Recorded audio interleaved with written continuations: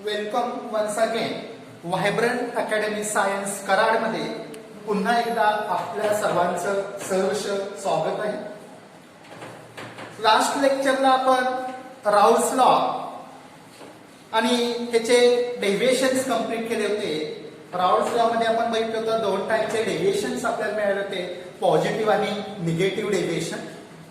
मग ते कोणत्या टाईपच्या सोल्युशन मध्ये ते कोणत्या टाईपचे डेव्हिएशन मिळतात आणि ते डेव्हिएशन कशा पद्धत मिळतात ते आपण ग्राफिकली एक्सप्लेन केले होते. नेक्स्ट पार्ट आपल्याला आता ह्या टॉपिक मध्ये बघायचे. आतापर्यंत आपण जनरल सोल्युशनचा पार्ट बघत होतो. पुढचा पार्ट आपल्याला मिळतो बघा, qualitative properties of non electrolyte solutions. काय बघतो आपण? Qualitative properties of non-electrolyte solution. आता पहिल्यांदा इलेक्ट्रोलाइट म्हणजे काय तर बघा, ही टर्म तुम्हाला गेल्या वर्षी सुद्धा 11वी मध्ये गेली असेल. इलेक्ट्रोलाइटचं मिनिंग काय मिळतं? ज्यावेळेला एखादा सबस्टन्स हा त्याच्या मोल्टन स्टेट मध्ये म्हणजे वितळलेल्या स्वरूपात असेल किंवा त्याच्या सोल्युशन फॉर्म मध्ये असेल, त्याच्यातून इलेक्ट्रिसिटीचं कंडक्शन होतं, असा जो सबस्टन्स असतो त्याला आपण इलेक्ट्रोलाइट म्हणतो. उदाहरणार्थ बघा, सोडियम क्लोराईड हा जर मोल्टन स्टेट मध्ये घेतला तर ह्याचे आयन सेपरेट होतात, डिसोसिएट होतात, Na+ आणि Cl- तयार होतात. दुसरा आपण बघतो बघा, हा सोडियम क्लोराईड वॉटर मध्ये डिझॉल्व्ह केला तर त्याचं ॲक्वेस सोल्युशन तयार झालं. ज्यावेळेला वॉटर मध्ये डिझॉल्व्ह करतो त्यावेळेला त्याचे आयन सेपरेट झाले, Na+ आणि Cl- हे आयन फ्री स्टेट मध्ये असतील आणि मग हे आयन काय करतात, जर आपण त्याच्यातून इलेक्ट्रिसिटी कंडक्ट केली तर ते इलेक्ट्रिसिटी त्याच्यामधून कंडक्ट होते, वाहून नेण्याचं कार्य करतील, कारण ते आयन्स फ्री मोबाईल असतात. अशा टाईपच्या सबस्टन्सला आपण इलेक्ट्रोलाइट म्हणतो. मग नॉन इलेक्ट्रोलाइट त्याच्या अपोजिट नेचर दाखवतो. म्हणजे काय तर एखादा सबस्टन्स आपण मोल्टन स्टेट मध्ये घेतला किंवा त्याच्या सोल्युशन फॉर्म मध्ये घेतला तर तिथं तो मॉलिक्युलर स्टेट मध्ये आहे तसाच राहतो, त्याचं डिसोसिएशन होत नाही, म्हणजे फ्री किंवा मोबाईल आयन्स त्याच्यामध्ये मिळत नाही आणि त्यामुळे त्याच्यातून इलेक्ट्रिसिटीचं कंडक्शन होत नाही. त्याला काय म्हटलं तर नॉन इलेक्ट्रोलाइट. सिंपल एक्झाम्पल बघा, सुक्रोज दॅट इज शुगर, ही जर आपण वॉटर मध्ये डिझॉल्व्ह केली तर शुगरचा मॉलिक्यूल जो आहे तो इंटॅक्ट मॉलिक्यूल आहे तसाच राहतो, तो तिथं डिसोसिएट होत नाही, त्याच्यातून आयन्स तयार होत नाही, म्हणजेच फ्री आयन नसल्यामुळे त्याच्यातून इलेक्ट्रिसिटीचं कंडक्शन होत नाही. तर त्याला म्हटलं जातं नॉन इलेक्ट्रोलाइट. मग इलेक्ट्रोलाइट आणि नॉन इलेक्ट्रोलाइट हे आधी तुमच्या लक्षात आलं असेल. तर पुढचा पार्ट आपण बघूया, qualitative properties of non electrolyte solutions. आता हे क्वालिटेटिव्ह प्रॉपर्टीज म्हणजे काय? आतापर्यंत तुम्ही ऐकलं असेल फिजिकल प्रॉपर्टी, केमिकल प्रॉपर्टीज. मग हे क्वालिटेटिव्ह प्रॉपर्टी म्हणजे काय तर ह्या क्वालिटेटिव्ह प्रॉपर्टी पर्टिक्युलर सोल्युशन साठी असलेल्या पाहायला मिळतील.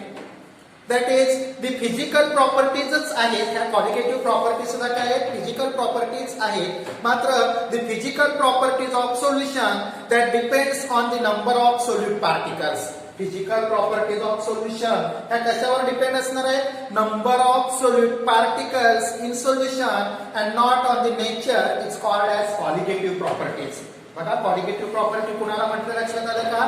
ज्या सोल्युशनच्या प्रॉपर्टी कोणत्या प्रॉपर्टी आहेत? फिजिकल प्रॉपर्टी पैकीच ह्या प्रॉपर्टी आहेत. ज्या फिजिकल प्रॉपर्टी त्या सोल्युशन मध्ये असणाऱ्या सोल्यूट पार्टिकलची संख्या, नंबर ऑफ सोल्यूट पार्टिकल, किती सोल्यूट पार्टिकल आहेत त्याच्यावर त्या सोल्युशनच्या ज्या फिजिकल प्रॉपर्टीज अवलंबून असतात त्यांना म्हणायचं qualitative properties. That is properties which depends upon properties. कशावर डिपेंड्स आहे बघा? Depends on number of solute particles, number of solute particles in a solution number of solute particle कशामध्ये सोल्युशन मध्ये पार्टिकलची संख्या कोणते पार्टिकल सोल्युटचे किती आहे त्याच्यावर ज्या फिजिकल प्रॉपर्टीज अवलंबून असतात त्या फिजिकल प्रॉपर्टीजना काय म्हणायचं क्वालिटेटिव्ह प्रॉपर्टी मग तो सोल्यूट कसा आहे त्याचं नेचर काय आहे त्याचा आणि त्या प्रॉपर्टीचा काही संबंध नसेल तिथं काय सांगितलं ज्या प्रॉपर्टी कुणावर डिपेंड्स आहे नंबर ऑफ सोल्यूट पार्टिकल म्हणजे सोल्यूट पार्टिकलची संख्या त्या सोल्युशन मध्ये कमी किंवा जास्त झाली तर त्या फिजिकल प्रॉपर्टीचा मॅग्निट्यूड कमी किंवा जास्त होतो अशा प्रॉपर्टींना काय म्हणायचं क्वालिटेटिव्ह प्रॉपर्टीज आता ह्याच्यामध्ये आपल्याला 4 डिफरंट क्वालिटेटिव्ह प्रॉपर्टीज आपण डिटेल मध्ये स्टडी करणार आहे पहिली क्वालिटेटिव्ह प्रॉपर्टी मिळते व्हेपर प्रेशर लोअरिंग बघा पहिली प्रॉपर्टी काय मिळते व्हेपर प्रेशर लोअरिंग दुसरी प्रॉपर्टी त्याच्यामध्ये आपण बघतोय बॉइलिंग पॉइंट इलिव्हेशन नाव तिसरी प्रॉपर्टी आपल्याला त्याच्यामध्ये बघायची that is freezing point depression आणि चौथी क्वालिटेटिव्ह प्रॉपर्टी त्याच्यामध्ये आपल्याला मिळते ऑस्मॉटिक प्रेशर अशा एकूण 4 क्वालिटेटिव्ह प्रॉपर्टी आपण ह्या टॉपिक मध्ये डिटेल मध्ये स्टडी करणार आहोत पहिली प्रॉपर्टी काय सांगितली बघा वेपर प्रेशर लोअरिंग दुसरी प्रॉपर्टी मिळते बॉइलिंग पॉइंट इलिव्हेशन तिसरी आहे फ्रीजिंग पॉइंट डिप्रेशन आणि चौथी मिळते ऑस्मॉटिक प्रेशर इन डिटेल मध्ये 4 स्टडी करतोय फक्त एक सिंपल एक्झाम्पल बघा बॉइलिंग पॉइंट इलिव्हेशन आपण जर बघितलं तुम्हाला माहित आहे सगळ्यांना बॉइलिंग पॉइंट सिंपल एक्झाम्पल बघा वॉटर जर आपण बघितला तर वॉटरचा बॉइलिंग पॉइंट आपण सांगताना किती सांगतोय 100 डिग्री सेल्सिअस वॉटरचा बॉइलिंग पॉइंट किती मिळते आपल्याला 100 डिग्री सेल्सिअस मग आता समजा आपण 100 ml वॉटर घेतलं त्याचा बॉइलिंग पॉइंट सुद्धा 100 डिग्री सेल्सिअसच आहे जर आपण 500 ml वॉटर घेतलं किंवा 1 लिटर वॉटर घेतलं तर त्याचा बॉइलिंग पॉइंट ऑलवेज आपण 100 डिग्री सेल्सिअस सांगतोय म्हणजे तिथं अमाऊंट बदलला तर त्याचा बॉइलिंग पॉइंट चेंज होत नाही तो आहे तेवढाच राहिला मात्र बॉइलिंग पॉइंट इलिव्हेशन म्हणजे बॉइलिंग पॉइंट नुसती प्रॉपर्टी जर आपण बघितली तर ही क्वालिटेटिव्ह प्रॉपर्टी नसेल कारण क्वालिटेटिव्हचं मिनिंग काय सांगितलं जी प्रॉपर्टी कशावर डिपेंड आहे नंबर ऑफ सोल्यूट पार्टिकल्स म्हणजे उदाहरणार्थ आता आपण बघितलं वॉटर हा एक सबस्टन्स आपण घेतला होता 100 ml 500 ml 1 लिटर मग आपण अमाऊंट चेंज करायला गेलो म्हणजे अल्टिमेटली त्याच्यामध्ये असणाऱ्या वॉटरच्या पार्टिकलची संख्या बदलत गेली तरी सुद्धा त्याचा बॉइलिंग पॉइंट आहे तेवढाच राहिला म्हणजे बॉइलिंग पॉइंट ही क्वालिटेटिव्ह प्रॉपर्टी नाही मात्र elevation in boiling point he qualitative property तर ह्या प्रॉपर्टी कशा पद्धतीने आपल्याला क्वालिटेटिव्ह प्रॉपर्टी मिळतात त्याच्यातले बघा डिटेल मध्ये आपण पहिली प्रॉपर्टीला सुरुवात करूया that is vapour pressure lowering he property काय मिळते आणि कशा पद्धतीने आपल्याला त्या प्रॉपर्टीचं रिलेशन मिळते that is first qualitative property मिळते आपल्याला व्हेपर प्रेशर लोअरिंग आता बघा ह्याच्यामध्ये गेल्या वर्षीच आपण स्टेट ऑफ मॅटर मध्ये वेपर प्रेशर म्हणजे काय बघितलं आपण बघितलं होतं बघा समजा एक हा क्लोज कंटेनर आपण घेतला ह्याच्यामध्ये काय घेतलं तर पार्शियली काही लिक्विड आपण त्याच्यामध्ये काय केलं फिल केलं एक लिक्विड फिल केलं त्याच्यामध्ये पार्शियली म्हणजे थोड्याशा प्रमाणात घेतलं आणि हा क्लोज कंटेनर आहे त्यामुळे इथला पार्ट जो आहे तो एम्प्टी आहे लिक्विडच्या वरच्या भागामध्ये एम्प्टी स्पेस असेल आपण बघितलं होतं लिक्विड म्हटलं तर ह्याच्यामध्ये 2 टाईपचे मॉलिक्यूल असतात एक मॉलिक्यूल असतो बल्क मॉलिक्यूल म्हणजे इनसाइड आतल्या साईडचा मॉलिक्यूल हा इनसाइड मॉलिक्यूल जर बघितला तर हा सर्व बाजूंनी सारख्या स्वरूपात बाकीच्या मॉलिक्यूलने सराउंड केला जातो ह्या पद्धतीने आणि तो मॉलिक्यूल काय करतो त्याच्याबरोबर ज्या मॉलिक्यूलने सराउंडिंग फॉर्म केले त्यांच्याबरोबर अट्रॅक्टिव्ह फोर्स तयार करतो आणि त्यामुळे त्या मॉलिक्यूलचे सर्व फोर्स जे आहे हे फोर्स कसे असतात बॅलन्स झाले पहिला मिळतील दॅट इज बॅलन्स फोर्स असेल आणि त्यामुळे नेट अट्रॅक्शन जर आपण बघितलं त्या मॉलिक्यूलच्या बाबतीत हे नेट अट्रॅक्शन कसं असणार आहे 0 असणार आहे कारण मुळातच त्याचे सर्व फोर्स काय झाले, कंप्लीट झाले, बॅलन्स झाले, कारण त्याला सर्व बाजूंनी सारख्या स्वरूपात बाकीच्या मॉलिक्युलनं सराउंडिंग केलं. त्या सर्व मॉलिक्युल बरोबर त्या मॉलिक्युलनं काय केलं, अट्रॅक्टिव्ह फोर्स तयार केला आणि त्यामुळे त्याचा नेट अट्रॅक्शन जो आहे तो 0 मिळाला. त्याचे सर्व फोर्स बॅलन्स झाले. हा जो मॉलिक्युल होता, हा मॉलिक्युल कुठं आहे, लिक्विडच्या इनसाइड मध्ये, ज्याला आपण बल्क मॉलिक्युल म्हणतो. दुसऱ्या टाईपचा मॉलिक्युल जर आपण बघितलं तर तो म्हणजे सरफेस मधला मॉलिक्युल. आता हा सरफेस मधला जो मॉलिक्युल आहे, हा मॉलिक्युल काय करतो तर त्याच्या शेजारच्या मॉलिक्युल आणि त्याच्या खालच्या लेअर मधल्या मॉलिक्युल एवढ्याच मॉलिक्युलनं त्याला सराउंड केलं आणि त्यामुळं हा सरफेस मधला मॉलिक्युल फक्त तेवढ्याच मॉलिक्युल बरोबर अट्रॅक्टिव्ह फोर्स तयार करेल.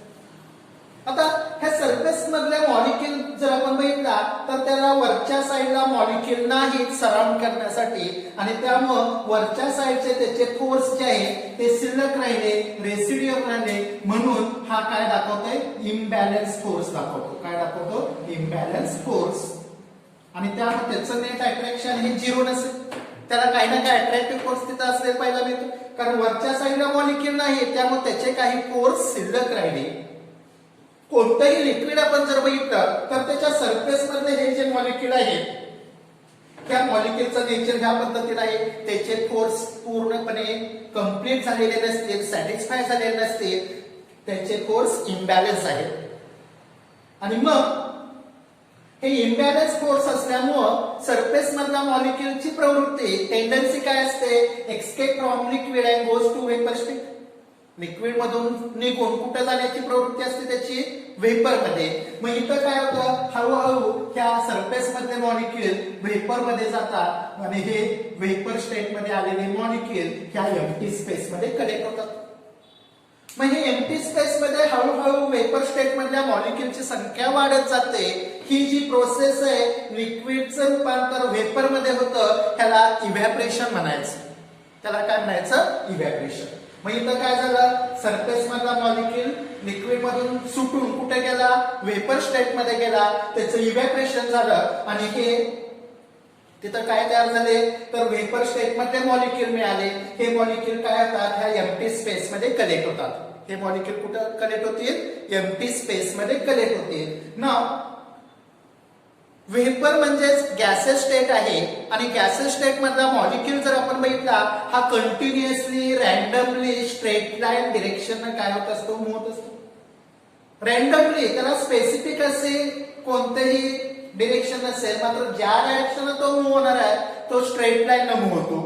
मग मूव्ह होताना काय होतात, they are collides with each other, एकमेकांवर जाऊन हे काय होणार आहे, आदळले जाणार आहे.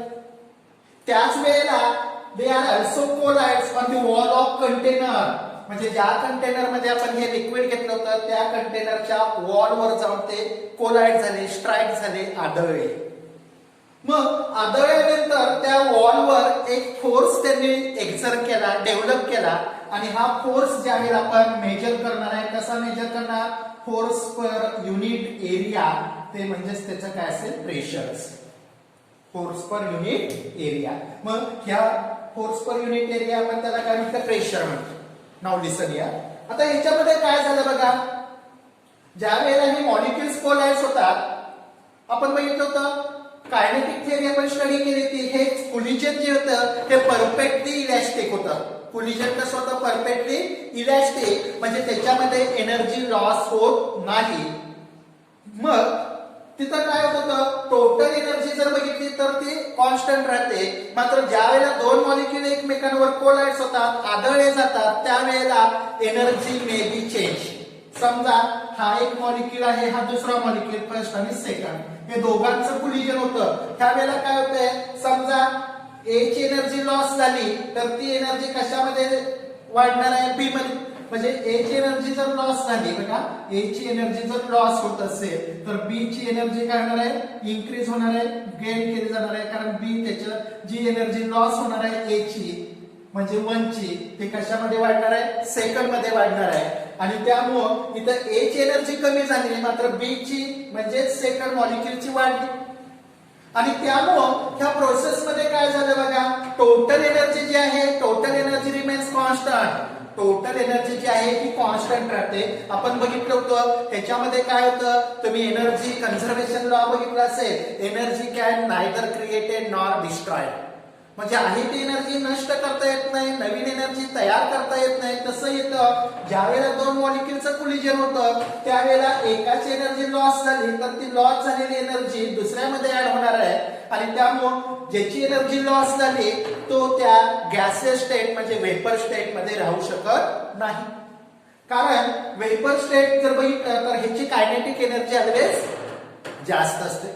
म्हणजे ज्या मॉलिक्युलची एनर्जी लॉस झाली that comes back to liquid state. ज्याची एनर्जी कमी झाली ते वेपर स्टेट मध्ये राहू शकत नाही, ते पुन्हा कुठे येतील, लिक्विड स्टेट मध्ये येतील. म्हणजे सुरुवातीला काय झालं होतं बघा, सरफेस मधले लिक्विडचे मॉलिक्युल जे होते हे लिक्विडचे मॉलिक्युल काय झाले, इव्हॅपोरेट झाले, म्हणजे ते वेपर मध्ये गेले आणि ह्या प्रोसेसला काय म्हटलं होतं, इव्हॅपोरेशन.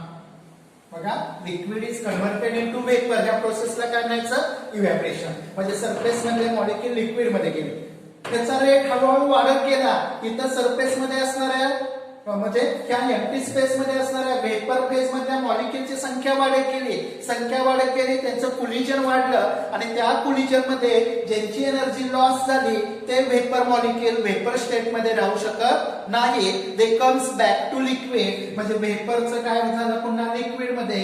ह्या प्रोसेसला म्हणायचं कंडेन्सेशन. बघा, वेपरचं रूपांतर कशामध्ये झालं, लिक्विड मध्ये. त्या प्रोसेसला काय म्हटलं, कंडेन्सेशन.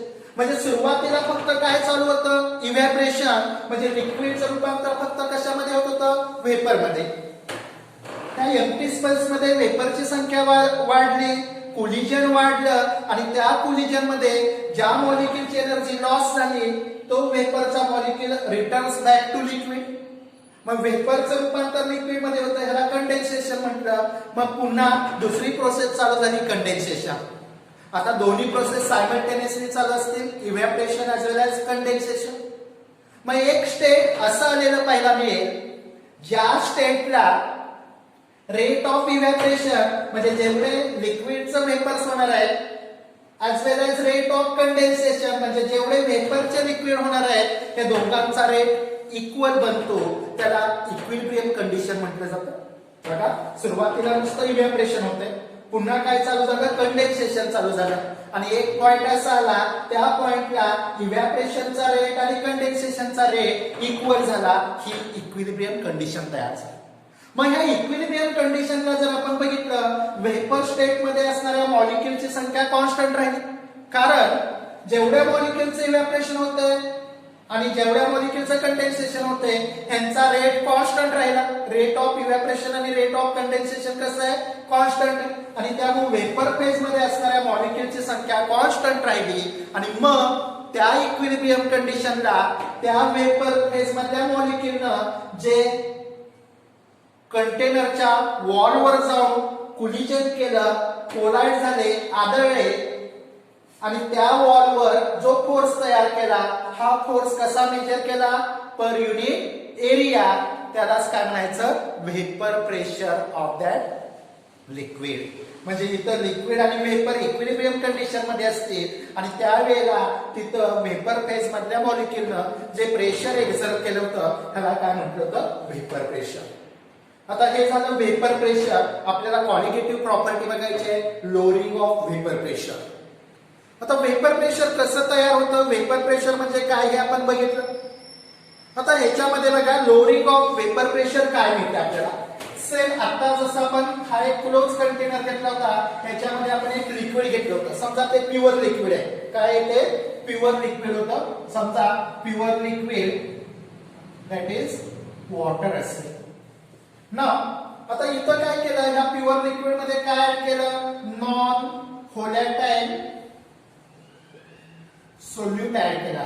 काय ऍड केला, नॉन व्होलॅटाइल सोल्यूट. आता नॉन व्होलॅटाइल सोल्यूट जर आपण त्याच्यामध्ये ऍड केला, non volatile they are having also non ionisable that is non electrolytic.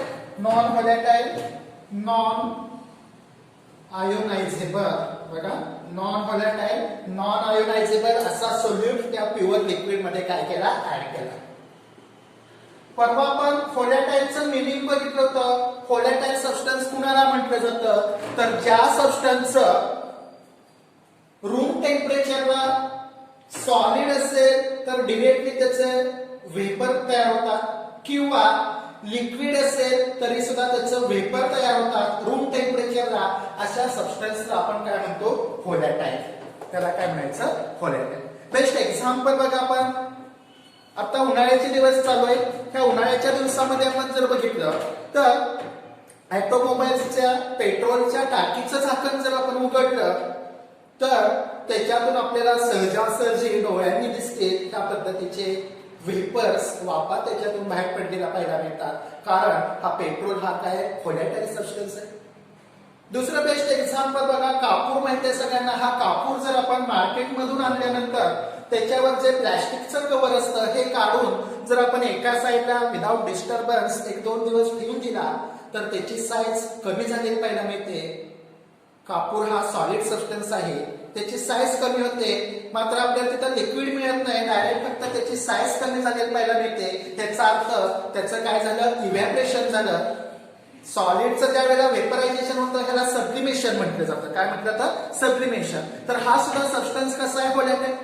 तर इथं आपण ऍड केलेला जो सोल्यूट आहे हा कसा आहे, नॉन व्होलॅटाईल, म्हणजे ज्याचं इव्हॅपोरेट होण्याची टेंडन्सी नाही.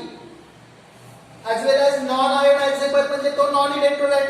मगाशी आपण सांगितलं होतं इलेक्ट्रोलाइट आणि नॉन इलेक्ट्रोलाइट. इलेक्ट्रोलाइट डिसोसिएट होतं म्हणजे त्याचं आयोनायझेशन होतं. नॉन इलेक्ट्रोलाइटचं डिसोसिएशन होत नाही, म्हणजे तो कसा असणार आहे, नॉन आयोनायझेबल असेल. मग असा non volatile non ionisable solute जर आपण प्युअर सॉल्व्हंट मध्ये ऍड केला, कशामध्ये ऍड केला, हे प्युअर लिक्विड वॉटर म्हणजे सॉल्व्हंट असेल आपला. त्या सॉल्व्हंट मध्ये काय ऍड केला, तर हा नॉन व्होलॅटाईल सोल्यूट जो आहे तो त्याच्यामध्ये ऍड केला. Non volatile non ionisable solute. बघा हे सुद्धा आपण कसं घेतलं, तर क्लोज कंटेनर मध्ये. मग आता इथं जर आपण बघितलं, मगाशी आपण बघितलं होतं सरफेस मध्ये हे जे सर्व सरफेस मधले मॉलिक्युल होते हे फक्त कुणाचे असतील, प्युअर सॉल्व्हंट. दॅट इज जो कोण सॉल्व्हंट आपण घेतला, फॉर एक्झाम्पल वॉटर असेल तर हे सर्व सरफेस मधले मॉलिक्युल वॉटरचे होते. आता इथं मात्र काय झालं बघा, त्याच्यामध्ये आपण काय ऍड केलं, प्युअर वॉटर मध्ये नॉन व्होलॅटाईल सोल्यूट. आणि त्यामुळं इथं आपल्याला सरफेस मध्ये काही मॉलिक्युल जे असतील ते नॉन व्होलॅटाईल सोल्यूटचे ऍड झाले पाहायला मिळतील ह्या पद्धतीनं. बघा उदाहरणार्थ हे जे मॉलिक्युल दाखवले हे मॉलिक्युल कशाचे आले, नॉन व्होलॅटाईल सोल्यूट. बघा प्युअर ह्याच्यामध्ये जर आपण बघितलं तर प्युअर मध्ये आपल्याला फक्त काय मिळत होता, प्युअर मध्ये आपल्याला सर्व कशाचे मॉलिक्युल्स होते, pure solvent that is liquid वॉटरचे. ज्यावेळेला आपण त्याच्यामध्ये काय ऍड केला, नॉन व्होलॅटाईल सोल्यूट ऍड केला, त्यावेळेला सरफेस मध्ये प्युअर सॉल्व्हंटच्या जोडीला आणखी कोण आले, नॉन व्होलॅटाईल सोल्यूटचे मॉलिक्युल. मग आता इथं काय होतं बघा, सरफेस मध्ये नॉन व्होलॅटाईल सोल्यूटचे मॉलिक्युल आले, यांची टेंडन्सी इव्हॅपोरेट होण्याची नाही. यांची टेंडन्सी कशी नाही, इव्हॅपोरेट होण्याची टेंडन्सी नाही. म्हणजे हे मॉलिक्युल इव्हॅपोरेट होत नाही. फक्त मग इथं मॉलिक्युल कोणते इव्हॅपोरेट होणार आहे, तर जे प्युअर सॉल्व्हंट जे आहेत ते मॉलिक्युल इव्हॅपोरेट होणार आहे.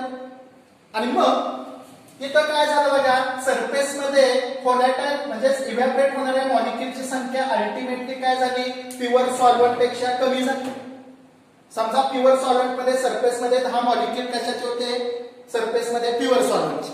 सोल्युशन मध्ये काय झालं, 10 पैकी 3 मॉलिक्युल नॉन व्होलॅटाईल सोल्यूटचे. म्हणजे इथं 7च मॉलिक्युलची टेंडन्सी कशी मिळाली, इव्हॅपोरेट होण्याची मिळाली. इथं 10च्या 10 मॉलिक्युलची टेंडन्सी काय होती, इव्हॅपोरेट होण्याची होती.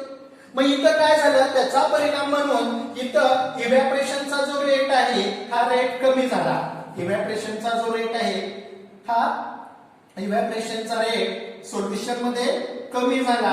आणि जर इव्हॅपोरेशनचा रेट कमी होत असेल तर अल्टिमेटली तिथं जे वेपर प्रेशर तयार होणार आहे हे वेपर प्रेशर सुद्धा कमी प्रमाणात तयार होईल as compare to pure solvent. म्हणजे प्युअर सॉल्व्हंट मध्ये जे वेपर प्रेशर मिळणार आहे त्याच्यापेक्षा ज्या सोल्युशन मध्ये आपण काय ऍड केला होता, नॉन व्होलॅटाईल सोल्यूट ऍड केला होता, त्या सोल्युशनचं वेपर प्रेशर हे प्युअर सॉल्व्हंट पेक्षा कमी असेल. म्हणजेच इथं जर आपण बघितलं, समजा हे प्युअर सॉल्व्हंट जे ह्याचं वेपर प्रेशर P10 घेतलं आणि solution containing non volatile solute ह्याचं वेपर प्रेशर जर P1 घेतलं तर ह्या दोघांमध्ये रिलेशन काय मिळणार आहे, P1 is always less than P10.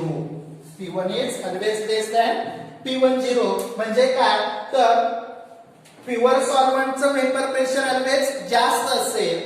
ज्या सोल्युशन मध्ये काय असणार आहे, नॉन व्होलॅटाईल सोल्यूट असणार आहे, अशा सोल्युशनचं वेपर प्रेशर हे प्युअर सॉल्व्हंट पेक्षा कमी असणार आहे. म्हणजे इथं प्युअर सॉल्व्हंट पेक्षा सोल्युशनचं वेपर प्रेशर कमी झालं, त्यालाच म्हणायचं लोअरिंग ऑफ वेपर प्रेशर. त्याला काय म्हटलं, लोअरिंग ऑफ वेपर प्रेशर. आता हे का कमी झालं लक्षात आलं का, कारण प्युअर सॉल्व्हंट मध्ये सरफेस मध्ये सर्व मॉलिक्यूल कुणाचे होते, व्होलॅटाईल सॉल्व्हंटचे होते. त्या सर्व मॉलिक्यूलची टेंडन्सी प्रवृत्ती काय होती, इव्हॅपोरेट होण्याची होती. सोल्युशन मध्ये मात्र आपण काय ऍड केलं होतं, non volatile non ionisable solute add केला होता. आणि त्या नॉन व्होलॅटाईल म्हणजे त्या सोल्यूटच्या मॉलिक्यूलची टेंडन्सी इव्हॅपोरेट होण्याची नाही, आणि त्याची टेंडन्सी इव्हॅपोरेट होण्याची नसल्यामुळं तिथं जर आपण बघितलं तर ते जे सोल्युशन तयार झालं त्याचं वेपर प्रेशर जर आपण बघितलं तर हे प्युअर सॉल्व्हंट पेक्षा कमी असेल. That is P1 is vapour pressure of solution containing non volatile solute and P10 is vapour pressure of solution that is pure solvent. हे ऑलवेज आपल्याला जास्त असेल पाहायला मिळतं. Hence according to that vapour pressure lowering that is delta P is equal to P10 minus P1. बघा delta P म्हणजे आपल्याला काय मिळते, lowering of vapour pressure. Delta P काय असणार आहे, लोअरिंग ऑफ वेपर प्रेशर. आणि लोअरिंग ऑफ वेपर प्रेशर म्हणजे काय मिळालं, difference in vapour pressure of pure solvent and solution containing non volatile solute. त्याला काय म्हटलं, lowering of vapor pressure. That is delta P means lowering of vapor pressure. P10 म्हणजे काय मिळतं, तर vapor pressure of pure solvent and P1 म्हणजे काय असेल, vapor pressure of solution containing non volatile solute. म्हणजे सॉल्व्हंट आणि सोल्युशन यांच्यामधला जो वेपर प्रेशर मधला डिफरन्स आहे तो म्हणजे काय झाला, डेल्टा P.